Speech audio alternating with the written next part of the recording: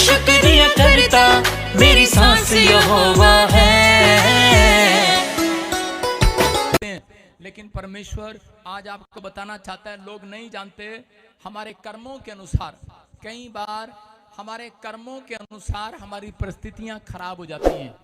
कुछ लोगों को नहीं मालूम हमारे कर्मों के अनुसार, और बाइबल बोलती है तेरे पुरखों का दंड भी तेरे नाती पोतों को मिला करेगा। तेरे पितरों का कर्म भी नोट होता है। आपको सोचना है ध्यान से वचन को। मैं कह रहा हूं आज हो सकता है आपके पास पैसा है। ये देखो मेरे पास एक भाई है, हाँ स्टैंड खड़े हो क्या? हाँ शाबाश, बिहार वाले मशीन वाले आ जाओ, आ जाओ आ जाओ। मेरे पास ये भाई है, बड़ी दूर से आया। इसके दादे परदादों में अपना बिजनेस है इनके पास और अपनी मशीनें हैं। लेकिन ये एक दिन मुझे अपॉइंटमेंट लेकर मिला कमरे में और मेरे सामने आकर रोने लगा। सिर्फ इसने क्या बात कही मेरे सामने, कहता है कि मैं दादे परदादों से पुरखों से लेकर अब तक बहुत पैसा हमने कमा लिया। लोग मुझे बोलते हैं कि तूने बहुत पैसा कमा लिया। कह रहा है लेकिन मेरे घर में शांति नहीं है, मेरे जीवन में शांति नहीं है। मैं सिर्फ परमेश्वर की प्रेजेंस को मांग रहा हूँ। मुझे बहुत अच्छा लगा। ताड़ी बजाओ एक बार जोर से इसके लिए। लेकिन ये कह रहा है कि मेरा कसूर क्या है? प्रभु में अभी आया है, बैठ जाओ, प्रभु में अभी आया है। बहुत सारे लोग ऐसे आपने कहते हुए सुने होंगे, लाली अपने दिमाग को ध्यान दे ध्यान दे ध्यान दे। 3 बार कह रहा हूं। तेरा कैमरा नहीं चल रहा, बैटरी नहीं चल रही तेरी तरफ देख रहा हूं मैं गुड़िया। अपने बहुत सारे लोगों को आपने कहते हुए सुना होगा। उन लोगों के लिए मैं बोल रहा हूं, कमरे में है नहीं क्या? तू खाना खा रहा है के अंदर? अभी बहुत सारे लोगों को आपने कहते हुए सुना होगा कि मेरे जीवन में पैसा है, धन है, सब कुछ है, लेकिन पता नहीं मेरे हालात बदलते नहीं है, मेरी परिस्थितियां बदलती नहीं है, मेरी बीमारियां जाती नहीं है। अगर आपको बार बार आप अपनी लाइफ में ये बात कहते हुए सुन रहे हैं तो इसका मतलब कई कारण हो सकते हैं आपकी लाइफ में। सुन रहे हैं कारण क्या हो सकता है? क्योंकि बाइबल बोलती है तुम्हारे कर्मों के अनुसार तुम्हारे हाथ के कामों पर प्रतिफल आएगा। कर्म बिना विश्वास अधूरा है और विश्वास बिना कर्म। इसका मतलब जो आप काम करते हैं, आप जब प्रकाशित वाक्य पढ़ेंगे तो उसमें क्लियर लिखा, कह रहा है कि तुम्हारे मरने के बाद भी, कह रहा है कि जब जितने मुर्दे प्रभु में होकर मरते हैं, 12 के 14 में लिखा या 14 के 12 में प्रकाशित वाक्य है, कह रहा है जितने मुर्दे अब से प्रभु में होकर मरते हैं, कह रहा है उनके काम भी उनके साथ हो लेते हैं। Hallelujah hallelujah. इसका मतलब आपका पैसा आपके साथ नहीं जाएगा, आपके कर्म आपके साथ जाएंगे। आपने धरती पर क्या बोया है वो आपके साथ जाएगा। आपने जो काम किया है धरती पर वो आपके साथ जाएगा। क्या आपने अच्छा काम किया है या बुरा काम किया है, वो आपके साथ जाएगा। सुन रहे हैं मेरी बात को? हाँ या ना?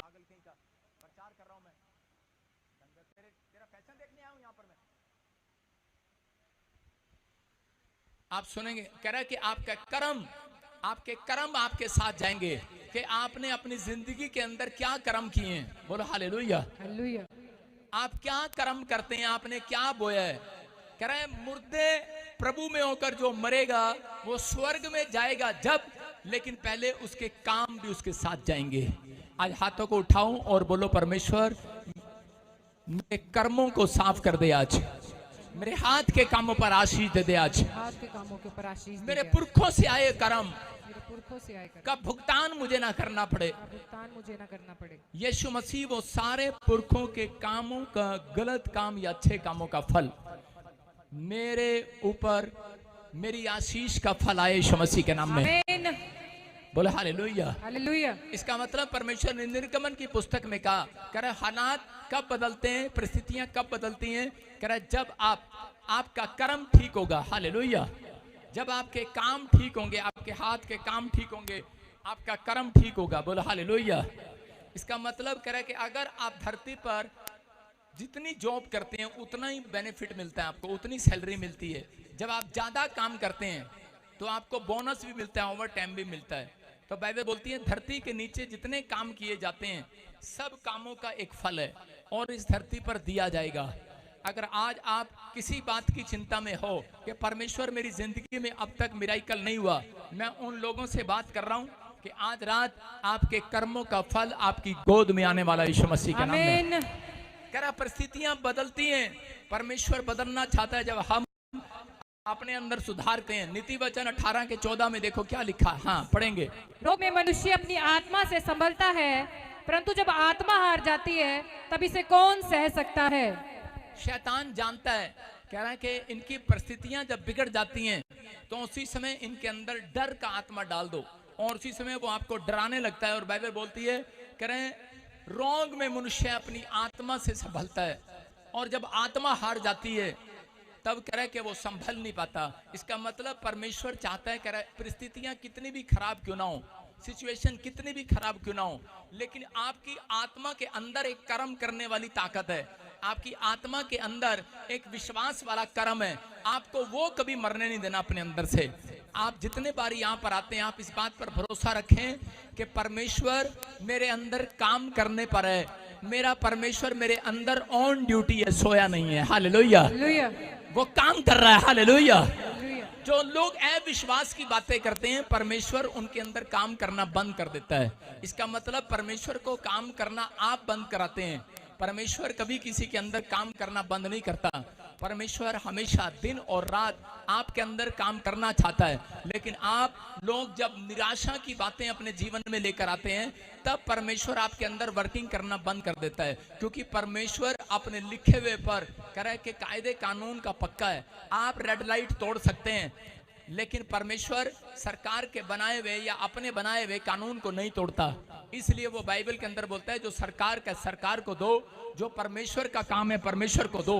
कहता है इसका मतलब कह रहा है कि कर्म आपको करना है। अगर आप अच्छा कर्म करेंगे तो अच्छी सबसे बेस्ट आशीष आज लेकर जाएंगे यीशु मसीह के नाम में। अगर आप धरती पर रहने के बाद बुरे कर्म करेंगे तो बेस्ट से बेस्ट, घटिया से घटिया आशीष आज आपके घर आएगी।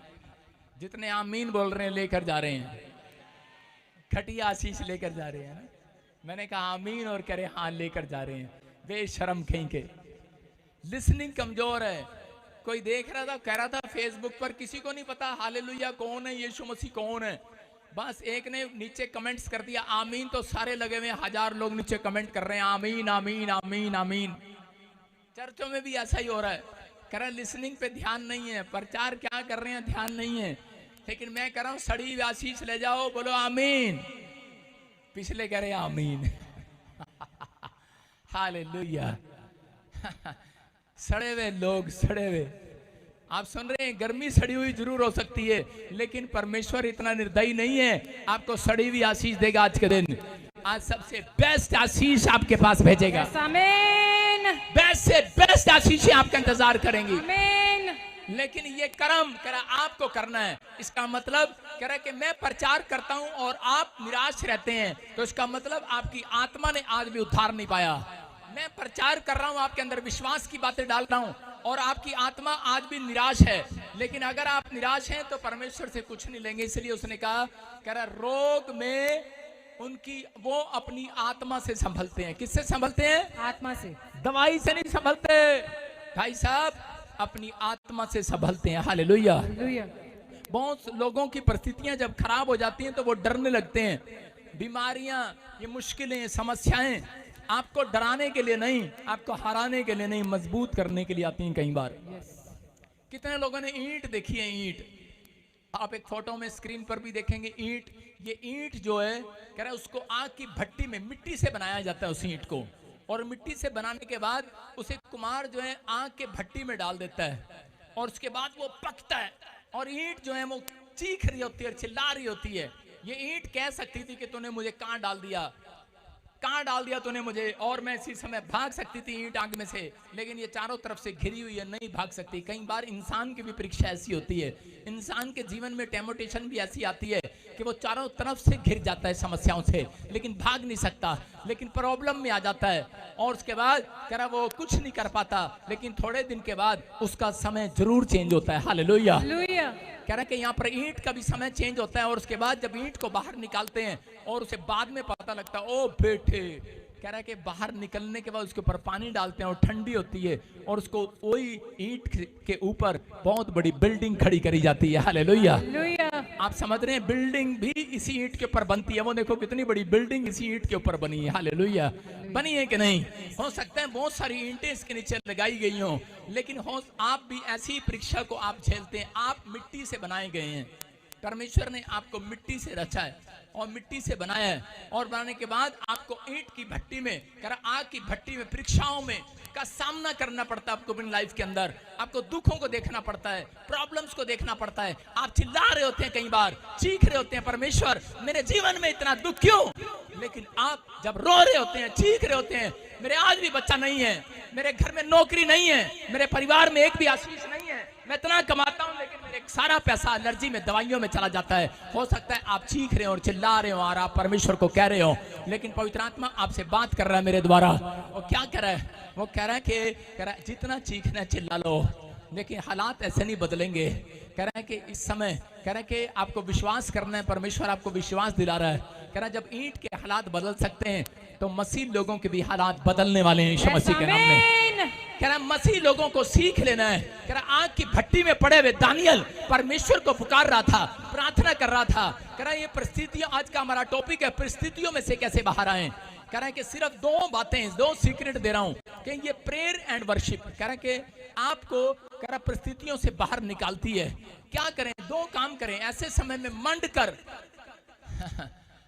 कर स्तुति करें। इसका मतलब, स्तुति का मतलब तारीफ करें परमेश्वर की, गीत गाएं। आप ऐसे गीत गाना स्टार्ट करें जिसमें परमेश्वर की तारीफ हो। आप गीत गा रहे होते हैं, मैं जट यमला पगला दीवाना, इतनी सी बात न माना, पादरी ने ठुड्डा मार के बाहर काटना तेनू। मेरी गल समझ आ रही है कि नहीं? आप गीत कौन से गा रहे हैं मुझे नहीं पता। अगर आप, कई लोग सॉन्ग भी गा रहे होते हैं, प्रभु सॉन्ग भी गा रहे होते हैं, तो उस समय में वो परमेश्वर की तारीफ नहीं कर रहे होते, बस वो कान में लगा के हल्ला हुल्ला वाला गीत सुन रहे होते हैं। कई बार आपकी अगर ज्यादा परिस्थितियां खराब हैं तो आपको परमेश्वर की तारीफ वाले गीत गाने हैं। हालेलुया। हालेलुया। आप समझ रहे हैं कि नहीं? मैं कह रहा हूं हालात बदलने लगेंगे यीशु मसीह के नाम में। कह रहा दूसरा, कह रहा आराधना तो आप रोज करते हैं, प्रार्थना तो आप रोज करते हैं। कितने लोग प्रार्थना करते हैं? हाथ उठाओ। लेकिन मैं देख रहा हूं जितने लोग प्रार्थना करते हैं उतने लोग दुखी हैं। जितनी आपने प्रार्थना की है, हमारी सिक्योरिटी गार्ड हसरी चश्मा लगा के आज ये मवाली बन के सुन रहे हैं मेरी बात। कह रहा जितने लोग प्रार्थना करते हैं उतना दुखी हैं। क्यों? क्योंकि वो कभी अपनी प्रार्थना के अंदर परमेश्वर की तारीफ नहीं करते। आप अगर प्रार्थना के अंदर परमेश्वर की तारीफ करना शुरू करो, तारीफ वाले गीत गाने शुरू करो, मैं कह रहा हूं कि जो हालात नहीं बदल रहे, डॉक्टर जवाब दे रहा है कैंसर है, मैं कह रहा हूं कैंसर का भी बाप जाएगा आज यीशु मसीह के नाम में। तेरा शत्रु मारने के लिए खड़ा, धमकी दे रहा है, कोर्ट केस हो गया आपके ऊपर, आपका लाइसेंस जब्त कर लिया गया, आपके डॉक्यूमेंट सारे ले लिए, आपकी रजिस्ट्री, आपका मकान दबा लिया है। लेकिन अगर तुम्हारी जुबान से परमेश्वर की तारीफ निकलने लगी है तो आज रात कोई माइकल लाल तुम्हारी आशीषों को रोक नहीं सकता। डबल होकर आएंगे यीशु मसीह के नाम में। मूसा फंस चुका था चारों तरफ से। मूसा ने सोच रहा हूं कि मूसा कह रहा है एक ईंट की तरह चारों तरफ से घिर गया। कह रहा है पीछे फिरौन की सेना मारने पर है और इधर अपने इजरायली पत्थर उठाकर मारने पर है कि तेरे कारण हम मिस्र छोड़कर आए हैं और अभी भी दुखी हैं हम। और आज कह रहा पीछे और सामने समुद्र की खाई है, समुद्र है। कहता कि इधर जाएं, चारों तरफ मौत ही मौत नजर आ रही है। लेकिन मूसा ने हिम्मत नहीं हारी। मूसा ने उस समय परमेश्वर के सामने हाथ उठाए, ये नहीं कहा पापा बचा ली। कई लोग कोर्ट में फंस जाते हैं, कई लोगों का एक्सीडेंट हो जाता है, कई लोगों के बड़ी प्रॉब्लम आ जाती है और वो क्या कर रहे होते हैं? वो रो रहे होते हैं, गिड़गिड़ा रहे होते हैं और परमेश्वर कहता है गिड़गिड़ाते रहो, रोते रहो। मैं उन लोगों के लिए बात कर रहा हूं। ऐसे समय में मूसा ने ये नहीं कहा, मूसा ने कहा परमेश्वर तू तो क्षमा की खान है, तू तो दया का सागर है, तू तो तारीफ के योग्य है परमेश्वर। ये सेना तेरे सामने क्या है? परमेश्वर कुछ भी नहीं है। तू हाथ करेगा, तू फूंक मारेगा, ये उड़ जाएंगे। तू हाथ करेगा और ये समुद्र के दो फाड़ हो जाएंगे। और परमेश्वर ने कहा जा फिर, इतनी तारीफ कर रहा है मेरी, कह रहा जा फिर, डंडा उठा और कर दे। उसने हाथ उठाया और समुद्र में एक रास्ता निकल गया है। आज भविष्यवाणी कर रहा हूं, जो आज से हाथ उठाकर परमेश्वर की तारीफ करना शुरू कर रहे हैं, उनके घर में एक रास्ता निकलेगा। आमीन। उनके बिजनेस में लाल समुद्र के 2 भाग हो जाएंगे। आपकी समस्याओं के 2 भाग होंगे। चर्च 2 फाड़ हो जाएंगे। यस आमीन। उस बीमारी के 2 फाड़ हो जाएंगे। आज आमीन। तारीफ करना स्टार्ट करो परमेश्वर की। हालेलुया। हालेलुया। हम लोग तारीफ कम करते हैं, हम लोग रोते ज्यादा हैं। कितने लोग यहाँ पर ऐसे हैं, जब प्रार्थना करते हैं हालेलुया हालेलुया कहिए, उसमें भी तारीफ नहीं कर रहे, अपना फायदा देख रहे हैं। साढ़े लगन ना रुपये ऐसे ऐसे गीत गा रहे हैं आजकल सिंगर, इसलिए वो कभी फेमस नहीं होते। समझ रहे कि नहीं? वो थोड़े से फेमस होते हैं, उसके बाद बैठ जाते हैं। लेकिन जितने आप तारीफ वाले गीत गाएंगे, उतना परमेश्वर आपको फेमस करेगा। हालेलुया। आप समझ रहे हैं कि नहीं? कह रहा है कि कुछ लोग सोचते हैं कि हम बिना पास्टर के फेमस हो सकते हैं। नहीं हो सकते। आप अभिषेक के तले रहेंगे तो आप फेमस हो जाएंगे। हालेलुया।